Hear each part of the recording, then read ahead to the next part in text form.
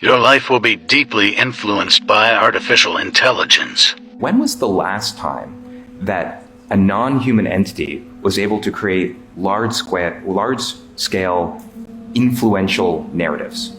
He's like, the last time was religion. We are just entering into a world where non-human entities can create large-scale belief systems that human beings are deeply influenced by.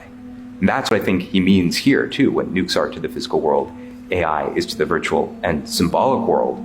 More prosaically, I think we can make a pretty clear prediction that 2024 will be the last human election. And what we don't mean is that there's going to be like an AI overlord, like robot kind of thing running, although maybe, who knows. But what we mean is that already, like campaigns since 2008 use A/B testing to find the perfect messages to resonate with voters.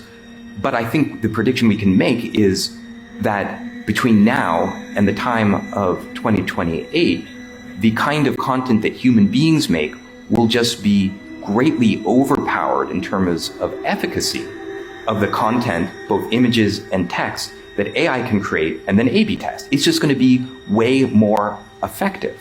And that's what we mean when we say that 2024 will be like the last human-run election. So one of the things that's so profound about, again, these Golem class AIs is that they gain emergent capabilities that the people who are writing their code could not have even predicted. So they just pump them with more data, and out pops a new capability. So here you have pumping them with more parameters, and here's a test like, can it do arithmetic, or can it answer questions in Persian on the right-hand side? And you scale up the number of parameters. Notice it doesn't get better, doesn't get better, doesn't get better, doesn't get better, and then suddenly, boom, it knows how to answer questions in Persian. And the engineers who are doing that, they don't know that that's what it's going to be able to do. They can't anticipate which new capabilities it will have. So how can you govern something when you don't know what capabilities it will have? How can you create a governance framework, a steering wheel, when you don't even know what it's going to be able to do, right? And one of the fascinating things is just how fast this goes. All right, so you guys know what theory of mind is? Like, yes, no, okay. Yes, cool, like the ability to understand what somebody else is thinking, what they believe, and then act differently according. It's sort of like the thing you need to be able to have like strategy and strategic thinking, or empathy.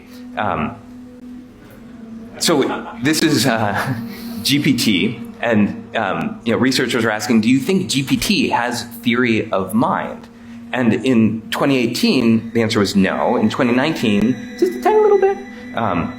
2020, it's up to the level of a 4-year-old, can pass 4-year-old's theory of mind test.